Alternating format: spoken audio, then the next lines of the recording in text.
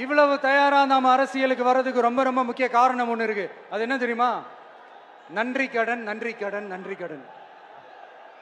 கிட்டத்தட்ட ஒரு 30 வருஷமா, 30 வருஷத்துக்கு மேல நீங்க தான், நம்ம மக்கள் தான் என் கூட நிக்கிறீங்க, எனக்காக நிக்கிறீங்க, என்னை தாங்கி பிடிக்கிறீங்க, மனசுல ஏந்தி பிடிக்கிறீங்க, தாய் அன்போட மடியில ஏந்திக்கிறீங்க.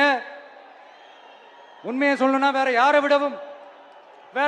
விடவும் எனக்கு இந்த அன்பையும் ஆதரவையும் கொடுத்திருக்கிறீங்க.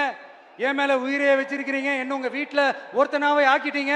நீங்க எனக்கு கடவுள் கொடுத்த வரம்.